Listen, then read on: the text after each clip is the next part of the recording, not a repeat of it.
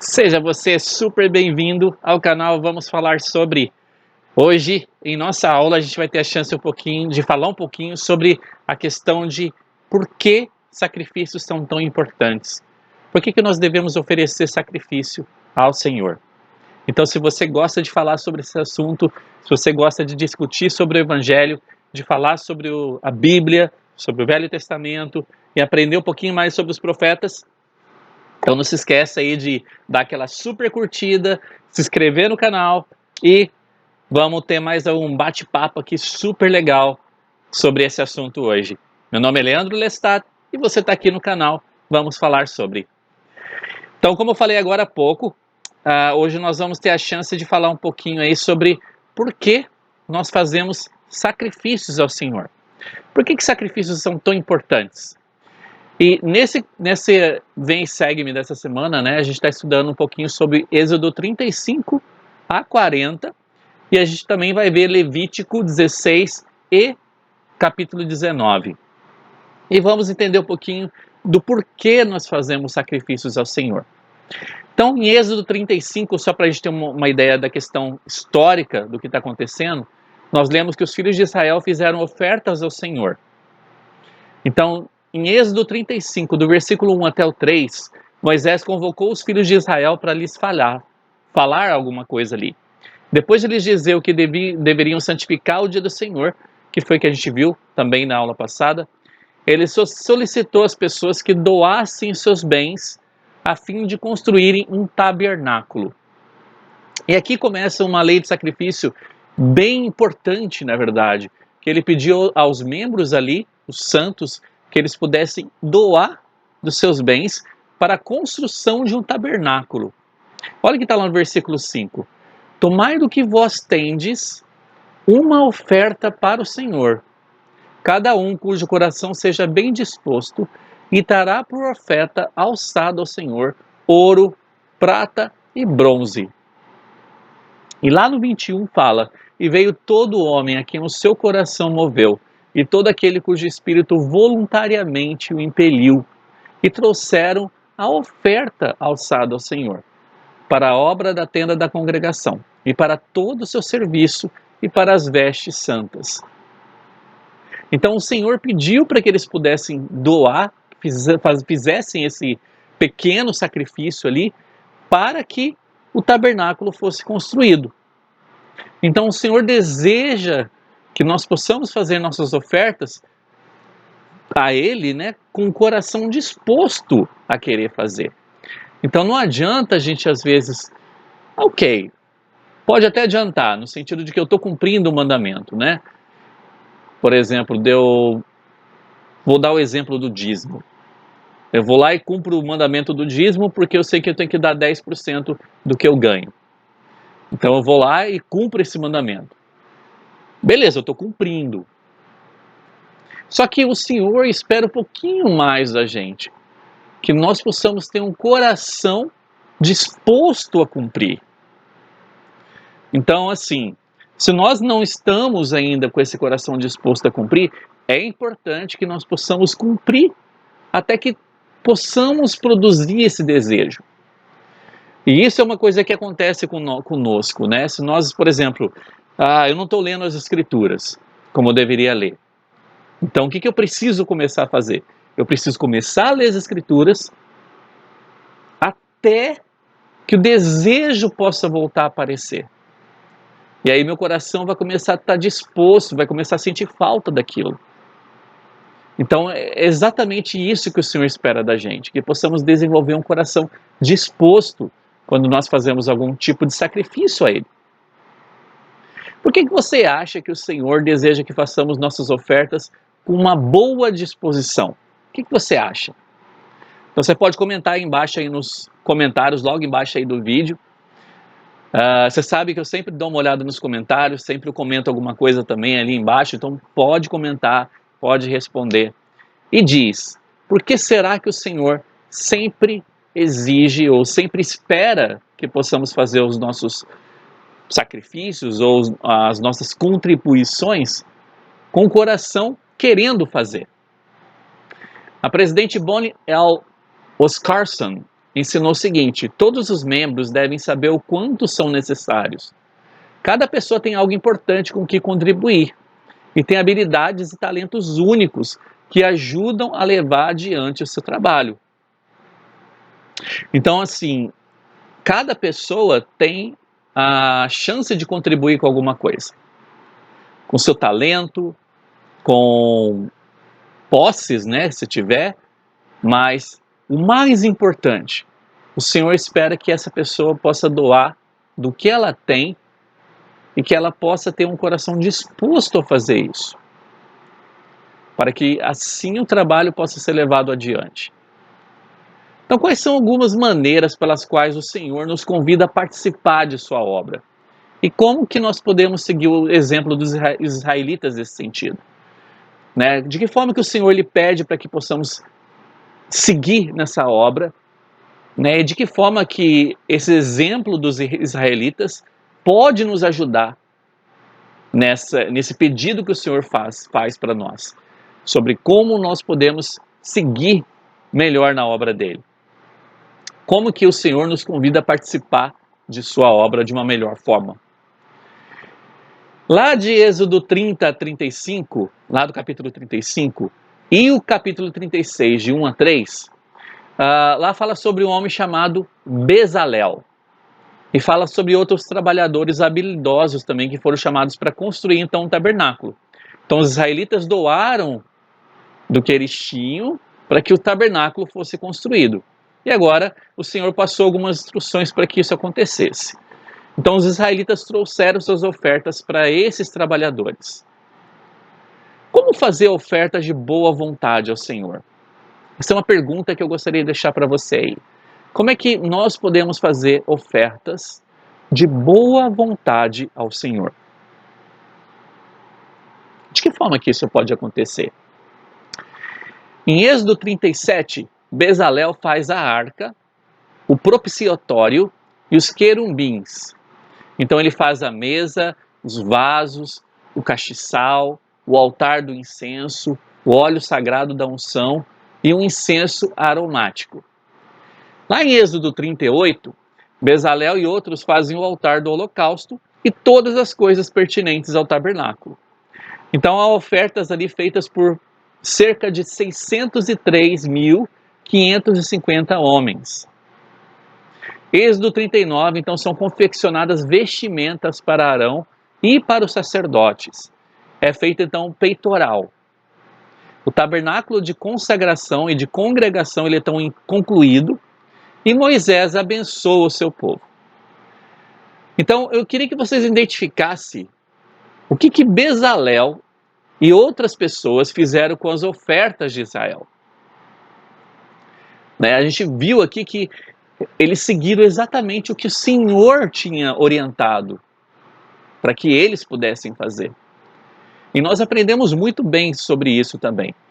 Aprendemos que o Senhor lhe passa algumas coisas para a gente e que existe uma forma para que as coisas possam ser feitas. Existe uma forma para que o sacramento seja abençoado. Existe uma forma para que as ordenanças do templo sejam feitas. Então, a gente não pode fugir da forma prescrita pelo Senhor, para que possamos guardar e cumprir o que Ele tem para a gente. Lá no versículo 39, ou melhor, capítulo 39, versículo 43, fala o seguinte: viu, pois, Moisés toda a obra, e eis que a tinham feito, como o Senhor ordenara. Assim o fizeram. Então Moisés os abençoou. Então os israelitas, juntamente com o Bezalel, né, eles fizeram exatamente o que o Senhor tinha orientado para que eles fizessem. E Moisés, então, os abençoou. Tem uma citação interessante aqui que fala o seguinte: quando Deus ordenou a Moisés que construísse um tabernáculo no acampamento dos israelitas, ele declarou que era seu propósito habitar no meio deles. Dentro do tabernáculo, a presença de Deus era representada pela Arca do Testemunho. Era uma caixa de madeira revestida de ouro contendo o registro escrito do convênio de Deus com seu povo. Então a arca era mantida na sala mais sagrada e interna. E era uma sala separada do restante do tabernáculo e ela era separada por um véu. Esse véu simbolizava a nossa separação da presença de Deus devido à queda, bem semelhante ao que a gente vê no templo hoje. Além de Moisés, sabemos que apenas outra pessoa poderia entrar naquele local, aquele lugar santíssimo, que era o sumo sacerdote. Como os outros sacerdotes, ele primeiro tinha que ser lavado e ungido, e vestido com roupas sagradas que simbolizavam o seu ofício. Uma vez por ano, em um dia chamado Dia da Expiação, o sumo sacerdote então oferecia sacrifícios em nome do povo, em nome do Senhor, antes de entrar sozinho no tabernáculo. No véu, ele queimava um incenso, e a fumaça perfumada ascendendo ao céu representava então as orações do povo subindo a Deus. Em seguida, o sumo sacerdote, carregando o sangue do sacrifício do animal, passava pelo véu e se aproximava do trono de Deus, simbolizando então a arca do testemunho. Galera, eu preferi ler essa citação falando sobre todas as formas aí que eram feitas dentro do tabernáculo, para que a gente pudesse entender um pouquinho melhor como que funcionava toda essa relação do sumo sacerdote e Moisés junto à arca do concerto, como é que funcionava tudo isso, né? Com base no que você sabe a respeito de Jesus Cristo e de seu papel no plano do Pai, você consegue ver como o tabernáculo nos direciona ao Salvador? Será que a gente consegue ver isso? Que essa questão do tabernáculo, ela nos direciona ao Salvador Jesus Cristo? Assim como o tabernáculo e a arca dentro dele representavam a presença de Deus entre seu povo, Jesus Cristo era a presença de Deus entre o seu povo. Como sumo sacerdote, Jesus Cristo ele é o mediador entre nós, entre Deus, o Pai. Ele atravessou o véu para interceder por nós em virtude do sangue de seu próprio sacrifício. Olha que interessante isso, né? Quando a gente para analisar que existe um simbolismo do tabernáculo referente a Jesus Cristo. Que lá dentro, né, que na verdade a arca dentro dele, desse tabernáculo, representava então Deus entre seu povo. E que Jesus Cristo era a presença de Deus entre o seu povo, porque ele era o mediador entre nós e o Pai Celestial. Alguns aspectos do tabernáculo de Israel podem parecer familiares, especialmente se você já foi ao templo para receber as suas ordenanças dentro do templo, né? Como a investidura, se você já passou pela a sala celestial, se você já assistiu o filme do templo. Então são algumas coisas bem interessantes que tem muito a ver com o tabernáculo. Semelhante ao lugar santíssimo do tabernáculo, a sala celestial do templo representa a presença de Deus. Para entrar, primeiro devemos ser lavados e ungidos. Nós vestimos então uma roupa sagrada, oramos em um altar, e nesse altar, pelo qual as orações sobem a Deus, e finalmente passamos por um véu e chegamos então à presença de Deus, lá dentro do templo. Era exatamente o que acontecia lá no tabernáculo. Hoje, o propósito do templo é mais do que obter exaltação para nós mesmos. Depois de receber nossas ordenanças, podemos ocupar o lugar de nossos antepassados, recebendo ordenanças vicariamente em favor deles. Em certo sentido, podemos nós ser parecidos com o antigo sumo sacerdote. Interessante isso, né? Nós fazemos o papel do sumo sacerdote ali.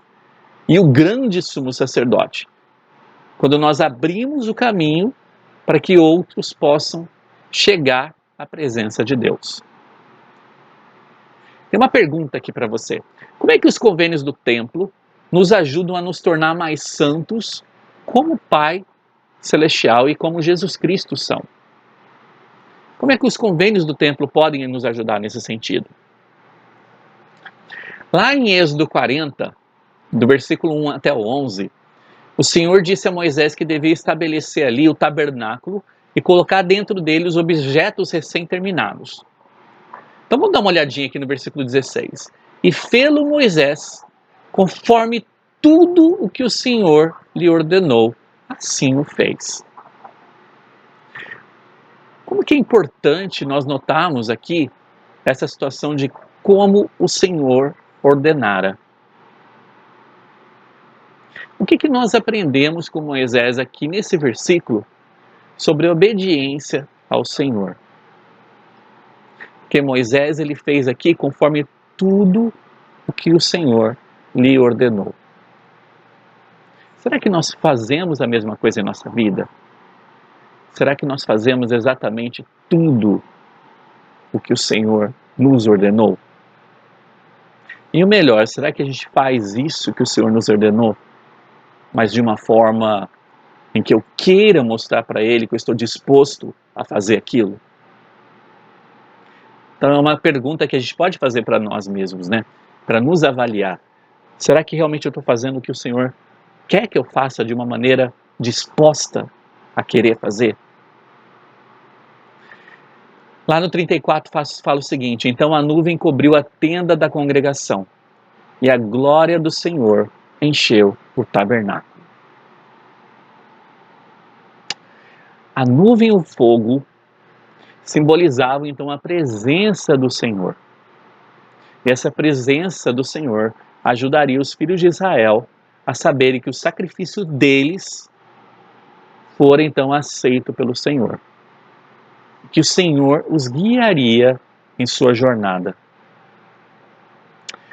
Tem uma citação aqui de novembro de 2012, do presidente Monson, que fala o seguinte: meus irmãos e irmãs, o Senhor está na vida de todos nós. Ele nos ama. Ele quer nos abençoar. Ele quer que busquemos a sua ajuda. À medida que Ele nos guia, à medida que Ele nos dirige, ouve e responde nossas orações, encontramos aqui e agora a felicidade que Ele deseja para nós. À medida que Ele nos guia e nos dirige e responde às nossas orações, nós podemos encontrar a felicidade que Ele deseja para nós. Que bênçãos nós podemos receber, de acordo com o presidente Monson, nessa estação? Que bênçãos nós podemos receber por termos o Senhor guiando a nossa vida? Para pensar um pouquinho nisso e responde, pode comentar aqui embaixo. Que bênçãos nós recebemos por causa disso? Terminando essa parte, nós chegamos lá em Levítico, então. E a gente precisa entender um pouquinho o que significa essa palavra Levítico. Então a palavra Levítico deriva do termo em latim que faz referência aos levitas, que era uma das 12 tribos de Israel.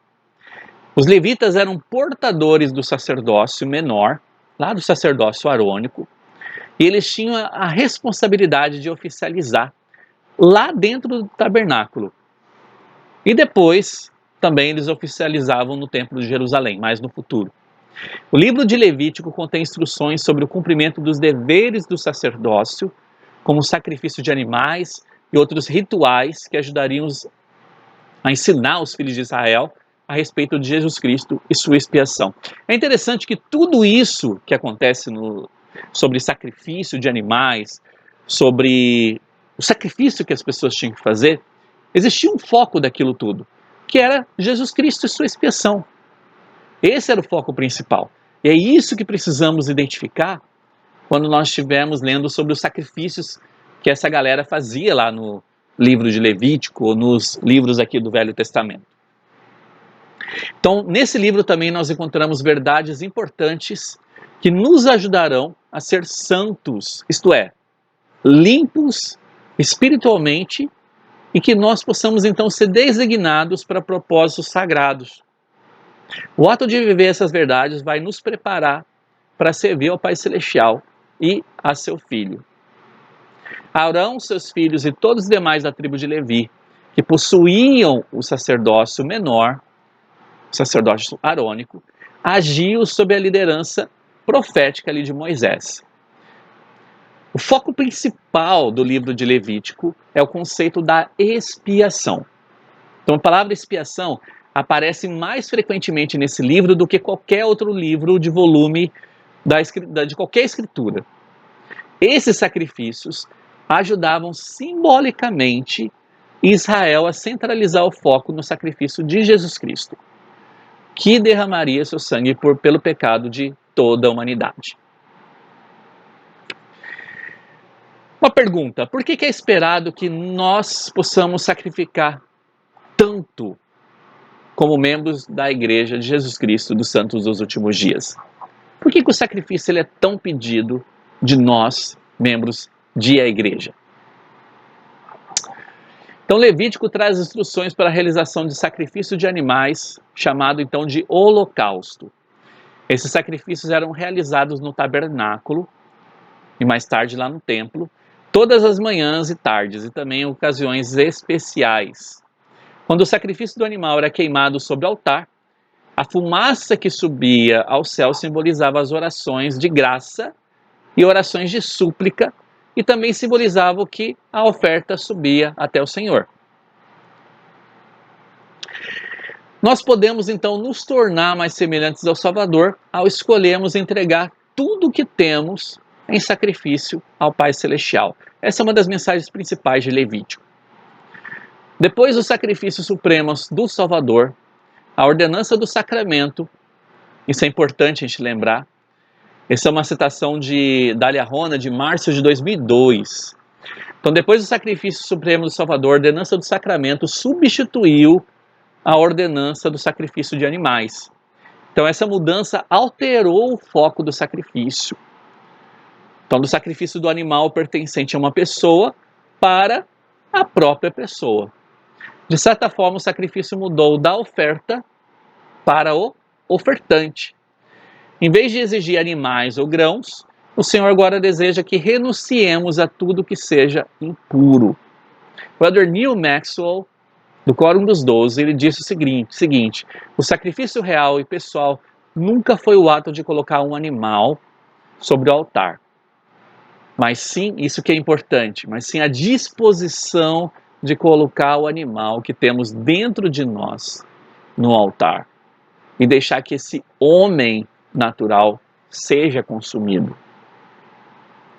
Quando vencemos nos nossos próprios desejos egoístas e colocamos Deus em primeiro lugar em nossa vida e fizemos convênio de servi-lo, não importa a que custo, só então estaremos vivendo a lei do sacrifício. Olha que interessante isso. O que é a lei do sacrifício? Somente quando vencemos nosso desejo egoísta e colocamos Deus em primeiro lugar em nossa vida. E fizemos então um acordo, um convênio com Ele de que possamos servi-lo, não importa a qual custo. Dessa forma, nós estaremos vivendo a lei do sacrifício.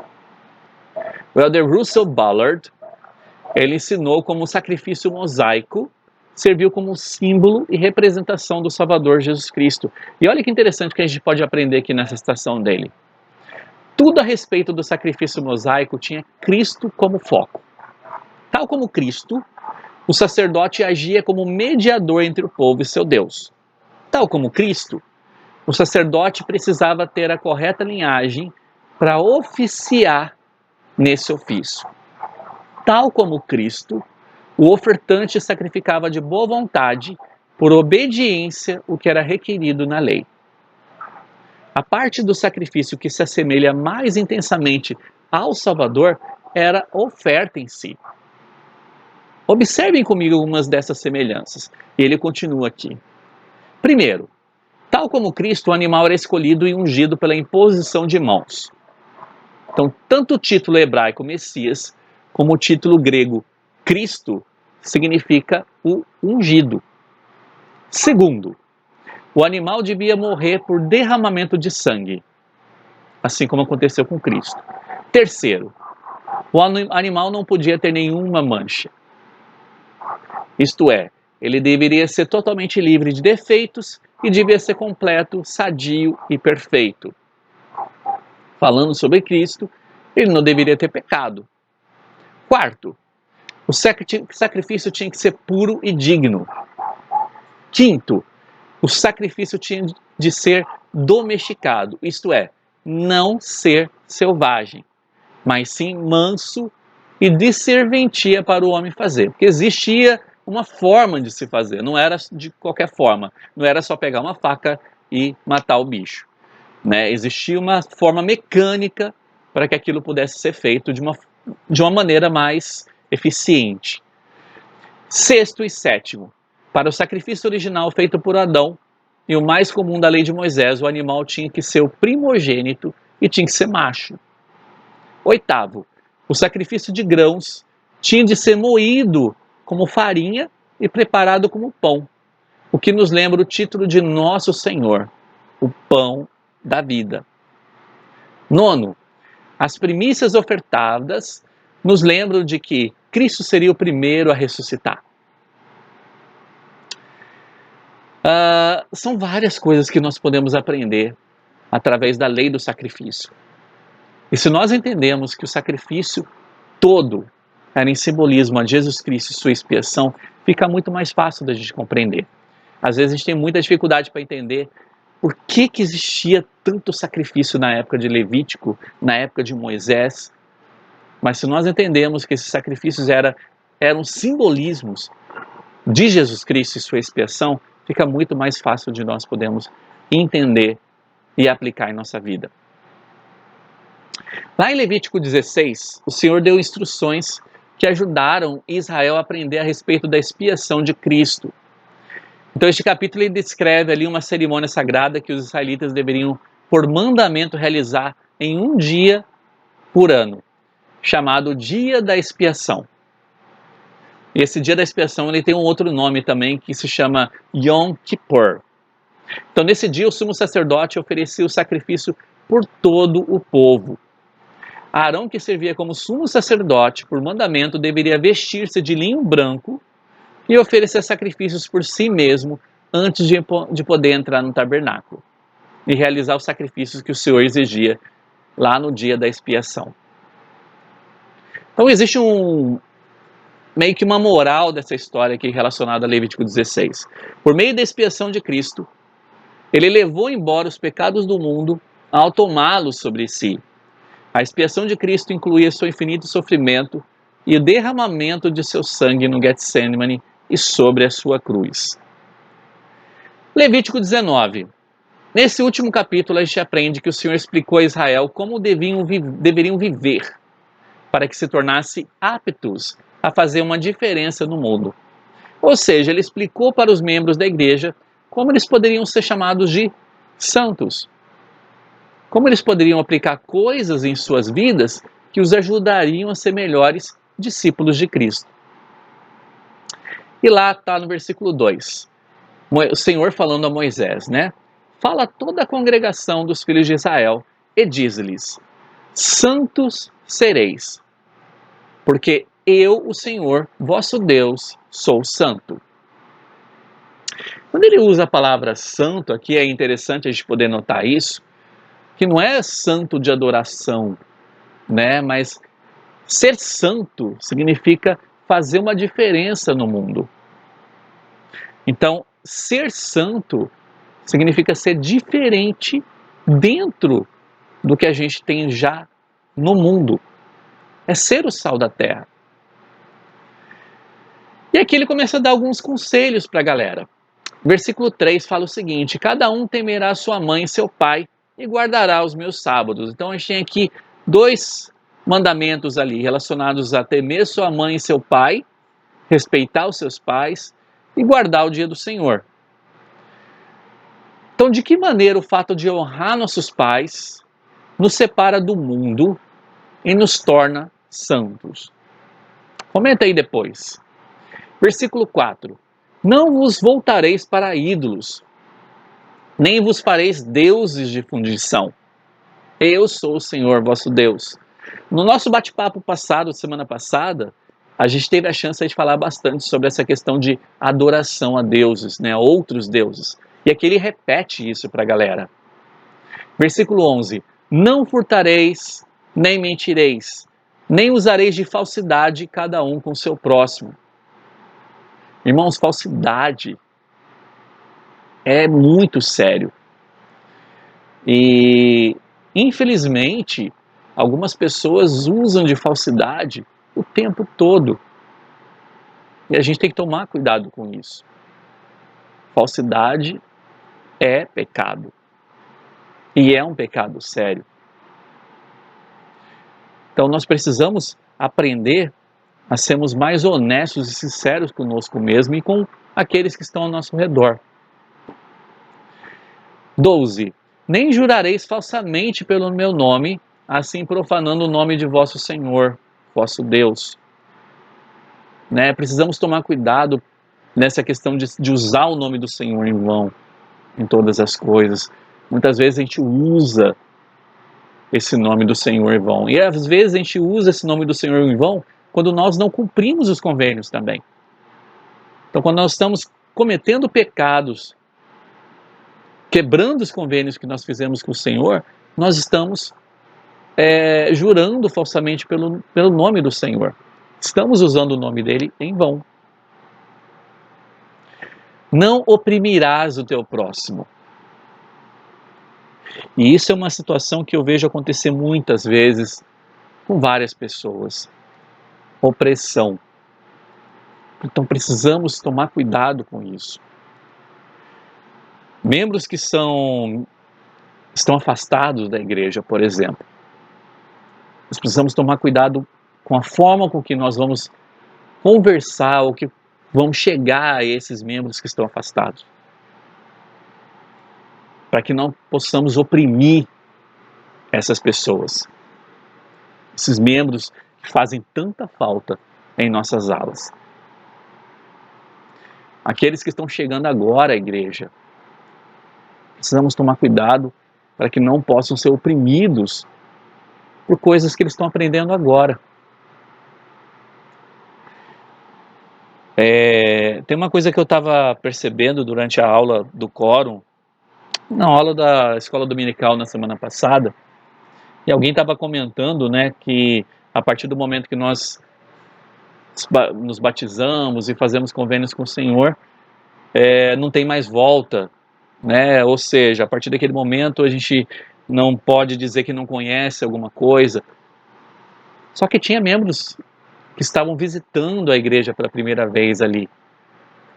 Então a gente tem que tomar muito cuidado com o que a gente fala às vezes, porque imagina a ideia que talvez essa pessoa pode ter.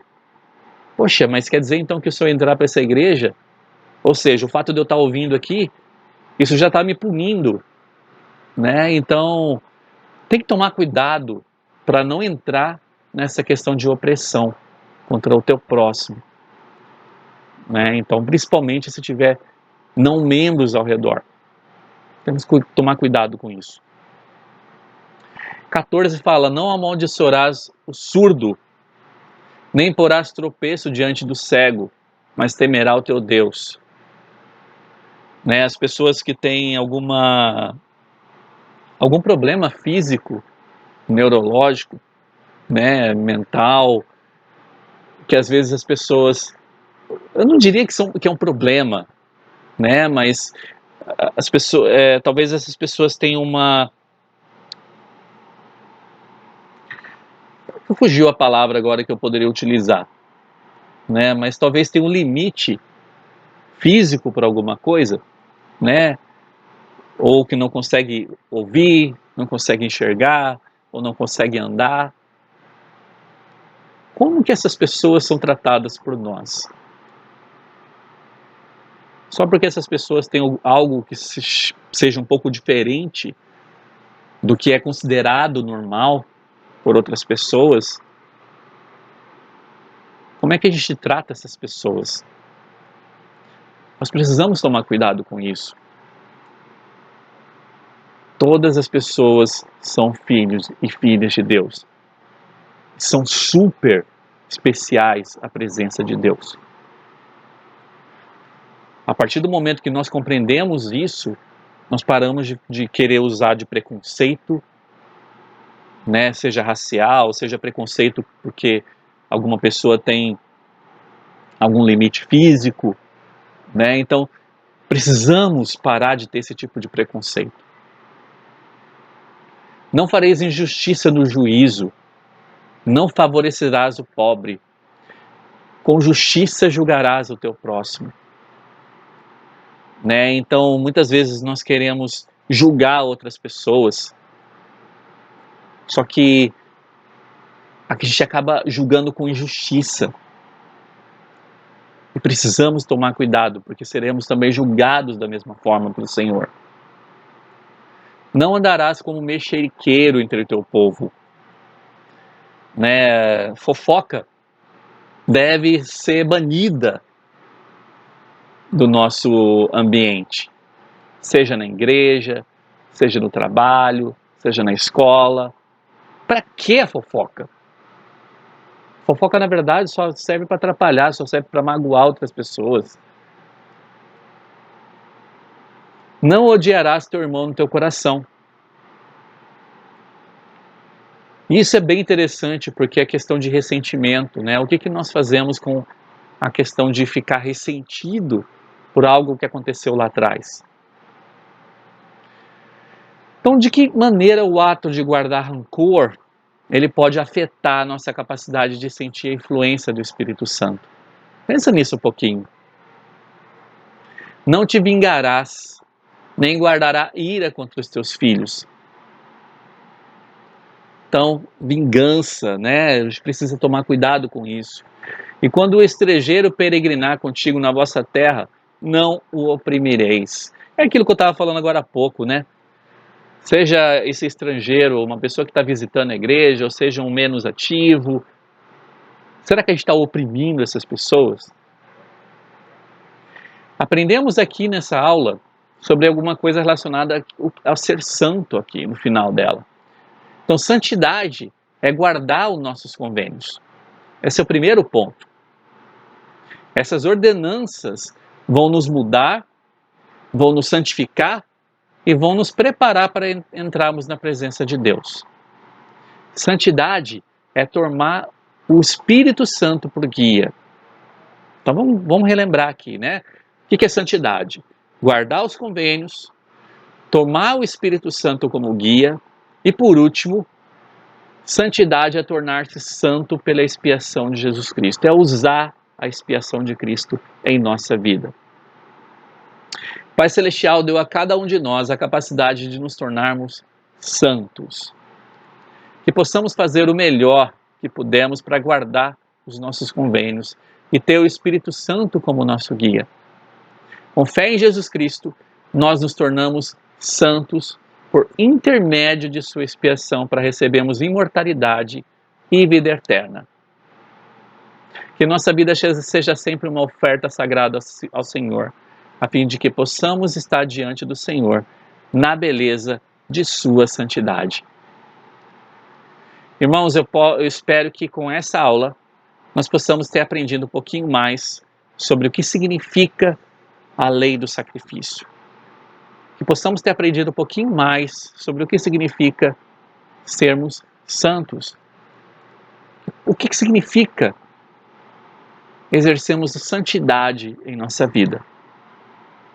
Eu espero que essas coisas possam fazer sentido e que possam fazer diferença na tua vida. Espero que possa nos ajudar a querer ser diferente, a querer ser o sal da terra.